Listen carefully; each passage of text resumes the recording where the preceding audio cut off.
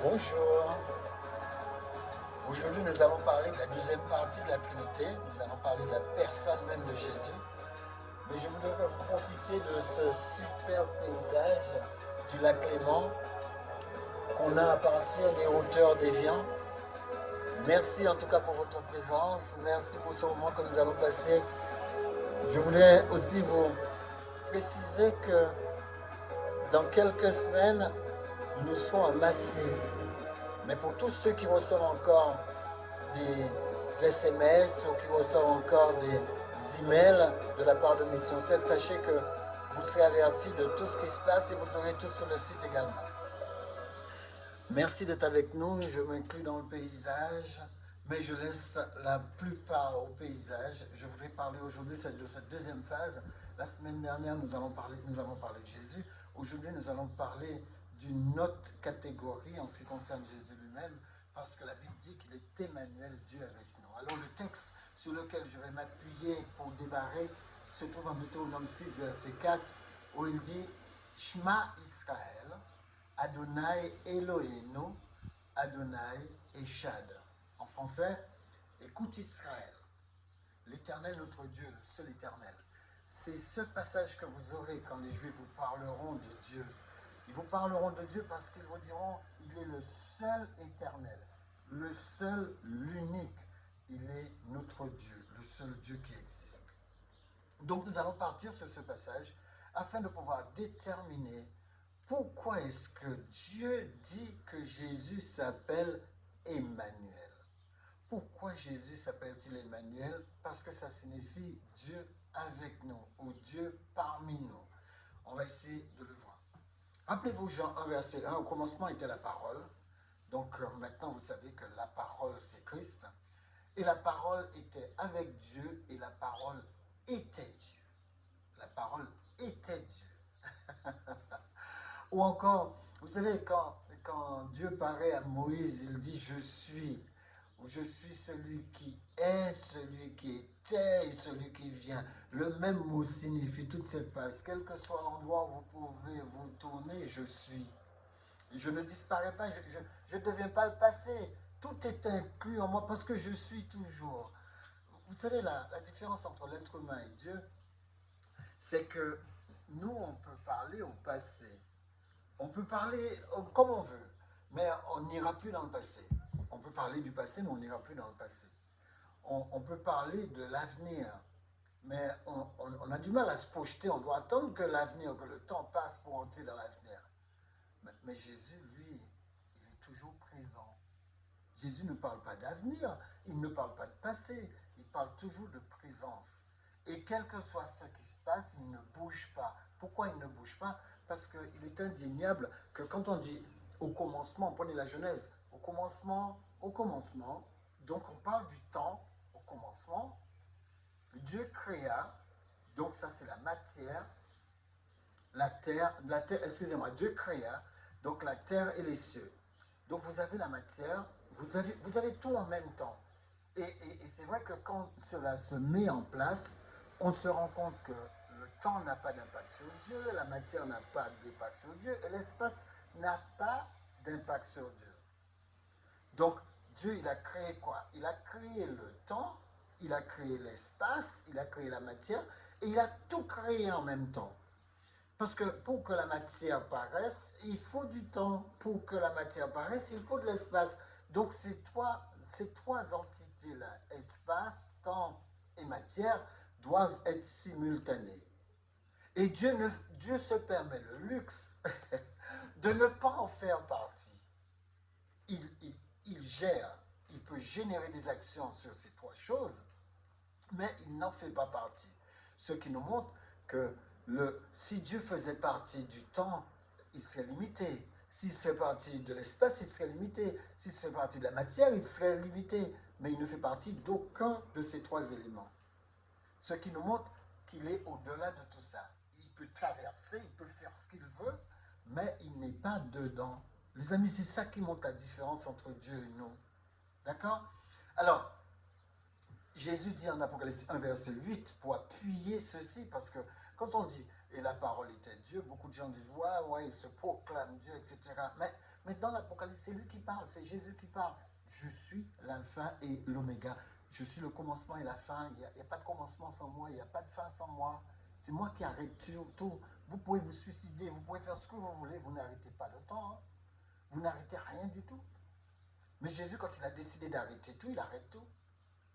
Et c'est là la puissance de Dieu.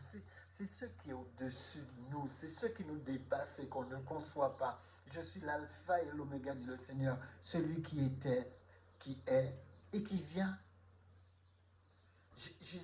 Quel que soit l'endroit où vous positionnez, il est.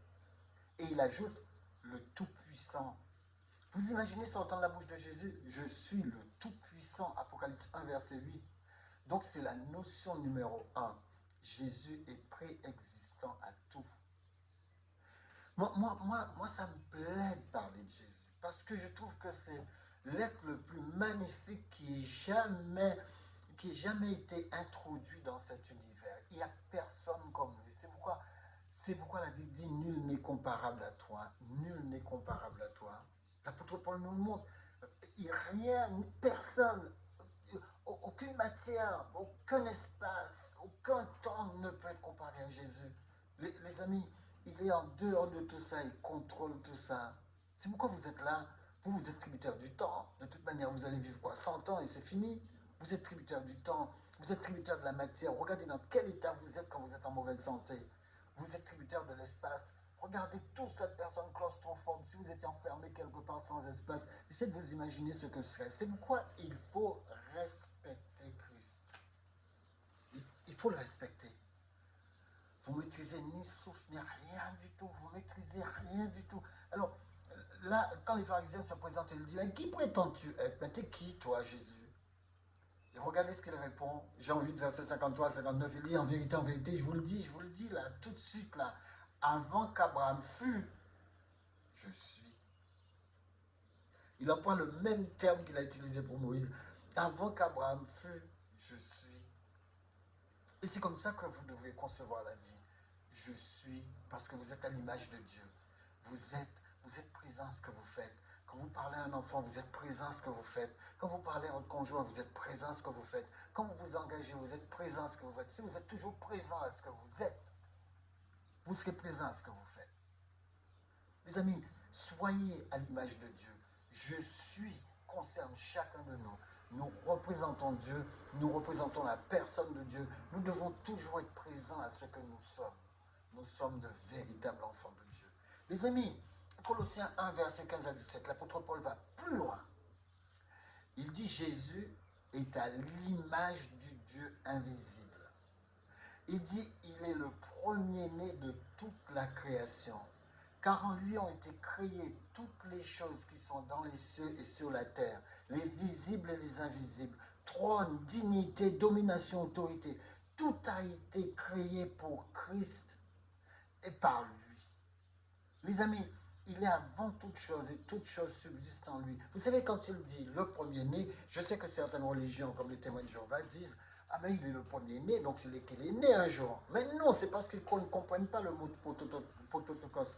Prototokos ne veut pas dire celui qui est naquis comme on naît avec une femme, c'est pas ça que ça veut dire. Il y a même des gens dans la Bible qui ont naquis et qui sont nés et ils sont pas premiers-nés alors qu'ils sont sortis le premier, ça n'a rien à voir. Les amis, premier-né c'est quoi? C'est avoir la primauté sur, avoir la prééminence sur.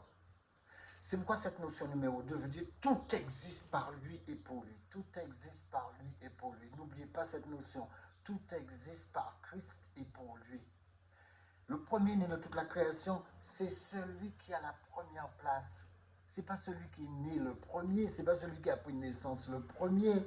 Prototokos signifie celui qui a la primauté sur les choses, celui à qui on donne la première place, mais il n'est pas obligé d'être né pour avoir la première place. C'est celui qui a la prééminence sur tout.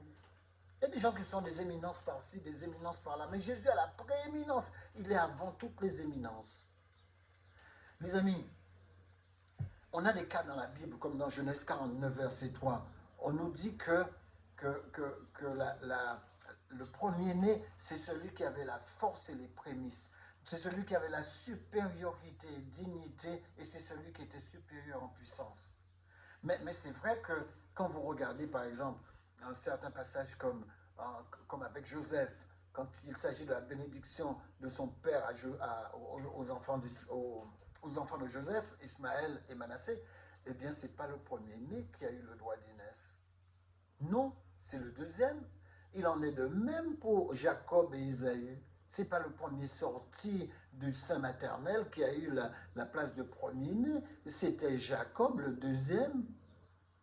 Alors ça vous montre bien que vous pouvez lire ça dans Genèse 48, 8 à 20, aussi Genèse 27, 28. Si vous avez un peu de temps, vous investissez dans ça. Mais sachez que la notion numéro 3 nous dit que Jésus est le gérant et le possesseur de tout sur terre et dans l'univers. L'univers, que ce soit l'univers infiniment petit ou l'univers infiniment grand, Jésus est le gérant. Il est le possesseur de tout sur terre et ailleurs.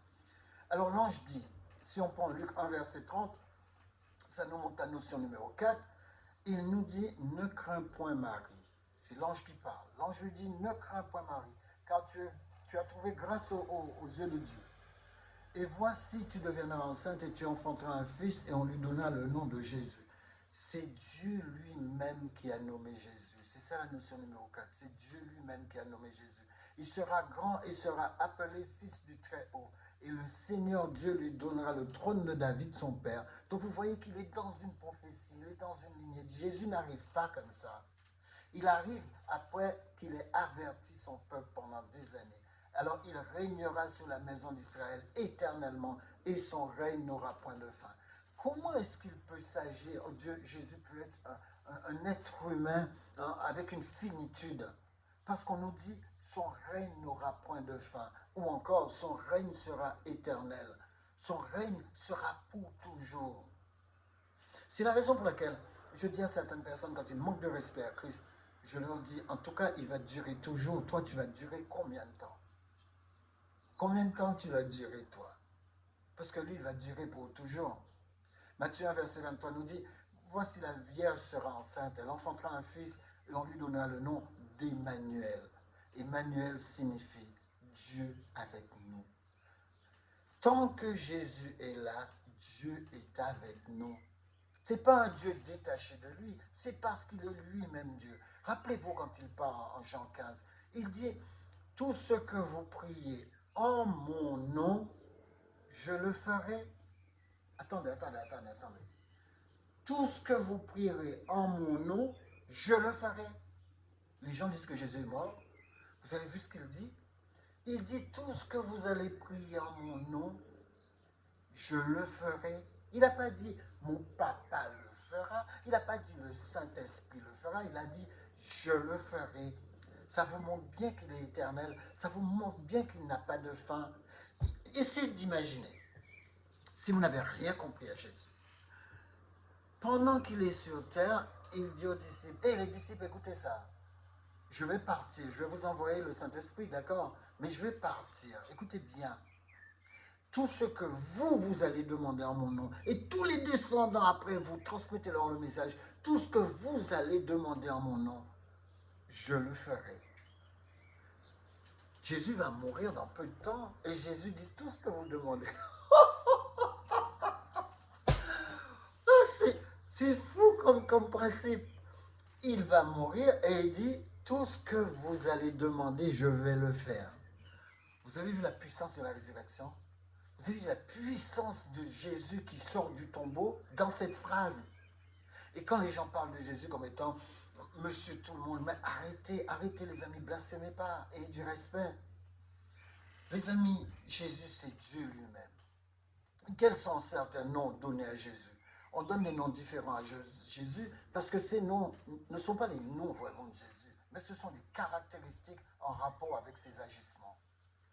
On l'appelle Dieu dans Jean 20, verset 28, Seigneur dans Matthieu 22, verset 43 à 44, Parole dans Jean 1, verset 1 et verset 14, Messie dans Jean 4, verset 24 à 26, Oméga et Alpha dans Apocalypse 1, verset 8 ou Apocalypse 22, verset 13, Sauveur dans Philippiens 3, 20, Lumière du monde dans Jean 8, 12, Médiateur dans 1 Timothée 2, verset 5, Rédempteur, Marc 10, verset 45, ou encore Rédempteur dans Isaïe 44, verset 6, 44, verset 24, Agneau de Dieu dans Jean 1, verset 29, mais dans Jean 1, verset 36, on l'appelle aussi Agneau de Dieu.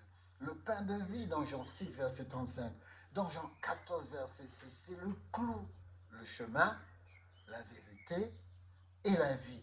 Les amis, qu'est-ce qu'il y a de plus extraordinaire sur cette planète que le passage de Jésus-Christ lui-même? L'apôtre Paul nous rappelle, l'apôtre Paul nous dit, hey, écoute-moi bien, il n'y a de salut en aucun autre. Acte 4, verset 12.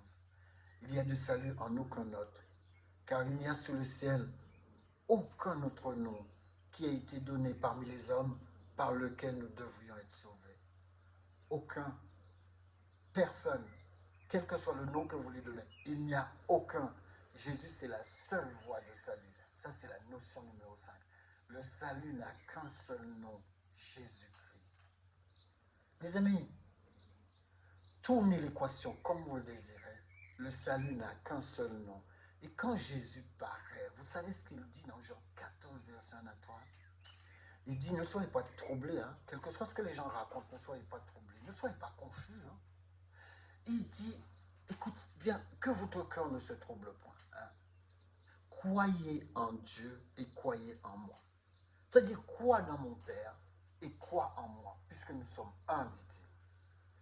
Il y a plusieurs maisons dans la maison, il y a plusieurs demeures dans la maison de mon père, ou plusieurs appartements dans la maison de mon père. Je ne sais pas comment c'est, ou plusieurs pavillons dans la maison de mon père. Si cela n'était pas, je vous l'aurais dit.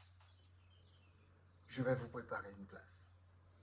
Et lorsque je m'en serai allé, que je vous aurai préparé une place, je reviendrai et je vous prendrai avec moi, afin que là où je suis, vous y soyez aussi.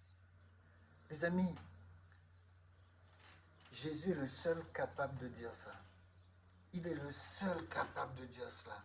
C'est une notion qui dépasse tout être qui a pénétré cette planète. Jésus l'offre. Il l'offre avec dignité parce qu'il nous dit, hey, je suis le seul à pouvoir votre salut. Tous les autres sont des falsifications. Tous les autres sont une perte de temps. Les amis, c'est pourquoi la Bible dit que Dieu l'a souverainement élevé et lui a donné le nom qui est au-dessus de tout nom, afin qu'au nom de Jésus, tout genou fléchisse. Vous avez entendu, tout genou. Tous ces faux dieux, tous ces gens qui racontent leur histoire, ils vont tous plier le genou quand Jésus va revenir. Tous, athées, pas athées, agnostiques, ils vont tous plier le genou. Quelle que soit leur religion, Jésus ne vient pas pour une histoire de religion, il vient récupérer des individus qui étaient perdus. Il est le seul capable de pardonner le péché. Il est le seul capable de ressusciter. Il dit, tout genou fléchira. Écoutez bien ça. Dans les cieux, même les démons vont ployer les genoux. Sur la terre, sous la terre, d'accord? Et que toute langue confesse que Jésus-Christ est le Seigneur à la gloire de Dieu le Père. Les amis, Dieu l'a souverainement élevé. Jésus a le pouvoir et il a l'autorité. Vous savez, Jésus parle de sa seigneurie. Vous savez ce que c'est qu'un seigneur? Un seigneur, c'est celui qui a le pouvoir, c'est celui qui a l'autorité. Moi, quand je me suis converti, j'ai déclaré que Jésus est mon Seigneur. Pourquoi j'ai dit ça? Parce que c'est lui qui a le pouvoir sur moi, c'est lui qui a l'autorité sur moi. J'ai fait allégeance à Jésus parce que j'ai donné mon pouvoir et mon autorité à Christ. C'est lui qui règne dans ma vie. Donc, Jésus lui-même réclame cette seigneurie. Écoutez Matthieu 28, verset 18. Il dit, tout pouvoir m'a été donné dans le ciel et sur la terre. Moi, je fais allégeance à Christ et je lui ai donné tout le pouvoir, toute l'autorité sur ma vie. Les amis, battez-vous pour comprendre ce que ça signifie. La seigneurie est basée sur quoi? La seigneurie est basée sur le droit de propriété. 1 Corinthiens 10, verset 26, on nous dit car la terre est au Seigneur Jésus-Christ et tout ce qu'elle renferme. Vous pourrez lire ça aussi dans Isaïe 45. Dieu dit, je suis Dieu et il n'y en a point d'autre. C'est Jésus qui parle. Pourquoi je sais que c'est Jésus qui parle? Quand il dit, je suis Dieu, il n'y a point d'autre. Parce qu'il le dit en Jean 1, verset 18. Il dit en ce qui concerne les affaires de cette terre, personne n'a jamais vu Dieu. C'est moi qui ai parlé à Isaïe. C'est moi qui ai parlé à tout le monde. Personne n'a jamais vu Dieu. Alors quand il disait à Isaïe, Isaïe, sache qu'il n'y a pas d'autre Dieu que moi. Eh bien, c'est Jésus qui était là. Les amis, de toute manière, l'apôtre Paul le répète, 1 Corinthiens 10, verset 26, car la terre appartient au Seigneur Jésus-Christ et tout ce qu'elle renferme. Les amis, en tout temps, peuple, confiez-vous en l'Éternel. C'est ce que dit le psalmiste. Répandez vos cœurs en sa présence, parce que Dieu est notre refuge. Éternel, ton Père céleste, merci pour ta présence. Merci pour ta puissance. Merci pour ta force. Merci de ce que tu as déployé tant de connaissances pour nous aider à comprendre qui tu es et comment t'accepter dans notre vie, afin que nous soyons purifiés de tout péché et que nous puissions nous présenter en toute perfection devant toi. Merci pour ta grandeur et merci pour ta réalisation. Et merci pour le temps que tu as imparti pour venir nous récupérer au nom de Jésus et pour ta gloire. Amen. Que Dieu vous bénisse. Shabbat Shalom. Encore une dernière image de ce coin magnifique. Que Dieu soit avec vous en ce 5 jours de Shabbat. Je vous montrerai un peu tout le pourtour du lac Léman. Que Dieu vous bénisse. Passez une excellente semaine. Merci pour tout, merci pour votre présence et merci de ce que vous soyez toujours là avec nous, que vous puissiez vous abonner, nous mettre des likes afin que ces vidéos soient distribuées tout autour de vous. Que Dieu vous garde. À la semaine prochaine.